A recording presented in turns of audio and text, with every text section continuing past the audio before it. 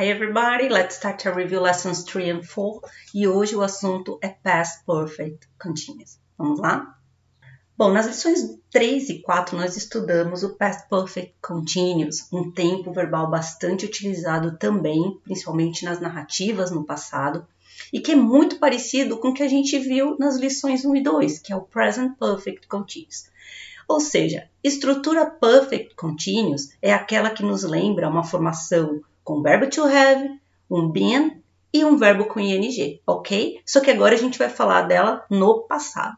Então, como é que é formado o Past Perfect Continuous? Ele é formado, no seu núcleo verbal pelo verbo had, que é o passado do verbo to have, mais o participo passado do verbo to be, que é been, e um verbo principal, seja ele qual for, acrescido do ing. Então, a estrutura do Past Perfect Continuous é bastante simples. Para que a gente possa fazer formas interrogativas e negativas com essa estrutura, basta que nós mexamos com o verbo to have, ok? O auxiliar had. Na negação, ficaria had not ou hadn't, e na interrogação, a gente pega o had e passa para antes do sujeito. Então, se eu tivesse aquela frase, do nosso exemplo lá na Review Lesson 1 and 2, I had been running, eu ficaria com ela na negativa, I hadn't been running, e na interrogativa, had I been running? Ok? Então, é bem fácil. E quando é que a gente utiliza esse Past Perfect Continuous, The Past Perfect Continuous tense describe an action that happened in the past and continue to happen over a period of time. Então, a ação, ela começa no passado e ela continua por ainda algum período de tempo. Apart from shall we continuously, past perfect tense also focuses on the duration of time and was taken to perform the action. Então, mais uma vez, assim como no Present Perfect Continuous, no Past Perfect Continuous, o importante é que a duração da ação e não quando, exatamente, não a forma, o resultado daquela ação, e sim o tempo que levou para ela transcorrer, ok? E mais uma vez a gente vai fazer aquela comparação, entre o Past Perfect e o Past Perfect Continuous, até para lembrar quando utiliza-se cada um deles. O Past Perfect, só para a gente fazer analogia com a nossa língua portuguesa, ele se refere ao pretérito mais que perfeito. Então, o Past Perfect Continuous, ele vai seguir essa mesma linha, só que agora é uma ação dentro da outra, tá? Funciona mais em períodos compostos, orações onde uma complementa a outra, principalmente dentro de estruturas narrativas. Então, o primeiro uso do Past Perfect é o seguinte: express the past action already finished when another action happened. Então, aquele lance de falar uma ação que aconteceu antes de outra no passado. Então, I met them after they had divorced each other. Já no Perfect Continuous, a gente tem express a past action which started in the past and continue to happen after another action or time in the past.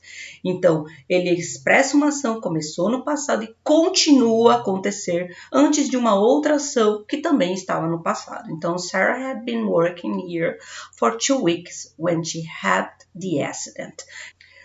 Segundo o uso dos nossos perfect tense, No past perfect a gente tem emphasize the result of activity in the past. Então, a ênfase no resultado.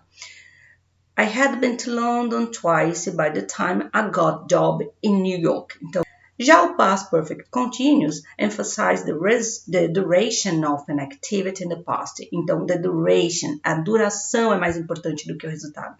Richard needed a holiday because he had been working hard for 6 months. E, finalmente, o último uso do past perfect, show 2 events in the past that are linked. Mostrar 2 eventos passados que são conectados. I could not take my flight because I had forgotten my boarding pass. Então, eu não pude pegar o voo porque eu esqueci o meu cartão de embarque. Já o past perfect continuous shows the cause of past action. Então, I had been traveling all night, so I was tired. Eu viajei, eu estive viajando a noite inteira, então eu estou cansada. Então, assim, são usos diferenciados, porém que se complementam, principalmente quando você está escrevendo períodos mais longos, fazendo narrativas. Se você está prestando atenção na nossa forma de material para o Level Intermediate, você já deve ter percebido que o nosso foco está muito na escrita, na reading comprehension, enfim, naquela questão de você poder interagir melhor com textos mais longos. E aqui essas estruturas narrativas que se complementam são muito importantes, tá? Então não esquece de prestar bastante atenção nessas estruturas e de utilizá-las, porque a gente não pode escrever um texto utilizando apenas tempos simples. Para que você avance na língua, é preciso que você utilize os tempos mais complexos, mesmo que eles não sejam tão difíceis, como é o caso do Past Perfect Continuous, ok? Bom, pessoal, e essa foi a nossa breve revisão das lições 3 e 4. Como você pode ver, a estrutura continua simples, né? Embora ela esteja no nível um pouco mais avante, né?